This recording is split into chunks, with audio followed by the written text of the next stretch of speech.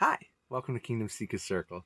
This is the 12th video in the series going through Matthew, and we've already been in chapter 4 for a few videos, but we're still there because there's a lot to unpack. And we talked about Jesus fasting for 40 days in the wilderness and being tempted, but passing with flying colors. And then we saw how he set up his headquarters in Capernaum. So go check out those videos to see the context of that. Now we are in Matthew 4, verses 18 through 22. Now, this is a small section. There's loaded information in here, and I think it deserves special attention. When we read the Gospels, it's easy to rush past these familiar stories. But this is where Jesus has just begun his public ministry, according to Matthew's narrative, and he hasn't preached the Sermon on the Mount just yet. He hasn't healed crowds or confronted religious leaders just yet. It hasn't mentioned that yet in the narrative. And Matthew shows us where he starts. He does not start in the synagogue. He does not start in Jerusalem, the capital, but walking along the shoreline of the Sea of Galilee.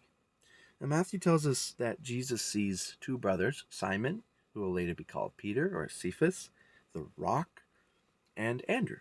And they're doing what they've always done. They've been casting their nets. They've been working with their hands. They've been earning a living the only way they really knew how. And Jesus says something that changes everything. He says, "Follow me, and I will make you fishers of men."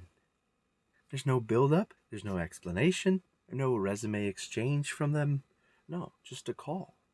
And Matthew says something that should stop us in our tracks. He says, immediately they left their nets and followed him. No hesitation, no recorded conversation here, and there's no sign of delay here. Then Jesus walks a little farther and he sees James and John. They're in a boat with their father, Zebedee, repairing their nets. Now, we see that this is a family business, and family business was generational work that brought stability, and so it was often best to work in the line of the family and their trade. And so Jesus calls them too. And again, there's no delay. They leave their boat, they leave their father, and they follow him. Now that's the story. But Matthew isn't just telling us what happened. He's telling us what kind of king Jesus is here. Now let's see why Matthew has said it like this. I've summarized it into 3 points. And first off, that Matthew wants us to see the authority of Jesus. In the first century, rabbis didn't go around calling disciples. Students sought out their teachers, but Jesus reverses that pattern here. He doesn't ask if they're interested. He doesn't explain the plan that they're going to be involved in. He speaks, and his words carry weight. So much weight that grown men abandoned their livelihood at the sound of his voice. These were people in their trade already. They were already working. Matthew is quietly saying, this isn't just a teacher. This is someone whose call demands a response. Now, second, Matthew is shaping our understanding of discipleship. Jesus doesn't say, follow me and help me with my mission. No, he says, follow me and I will make you something new. Wow, amazing, huh? Discipleship is not about adding Jesus onto an existing life. It's about how that whole life of ours is being transformed. The fishermen don't just change their tasks. They change their whole identity.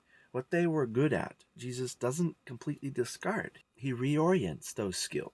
And he said, I will make you fishers of men. So your skills matter.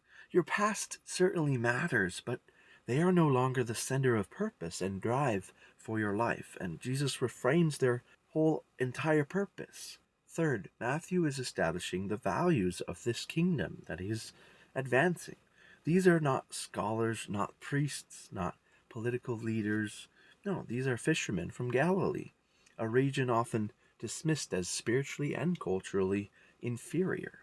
And yet, this is where the Messiah begins building his movement. Matthew is showing us that God's kingdom does not advance through status. It advances through obedience. Now, there are details in this passage that give it special weight. The first is the word immediately. Matthew could have left that out, but he didn't, because immediacy tells us something about recognition. These men may not have known everything about Jesus, but they knew enough to want to follow him. And when the call came, they didn't treat it as something to schedule later. Second, notice what they leave behind. They leave behind boats, their nets, and family. This is not just a career change, it's total surrender. Matthew wants us to feel the cost without being sensational about it. Discipleship is about making up our minds and making deliberate decisions based on what the teacher is instructing us. And third, the setting matters. The Sea of Galilee sits in the region Isaiah said would see a great light. Matthew had already quoted that prophecy just verses earlier. The light doesn't first shine in the center of religious power. It shines on the shoreline. And that tells us something important. Jesus meets people in the middle of ordinary life. At work, in routine, and in the mundane. The question is whether we will trust the one who is calling us.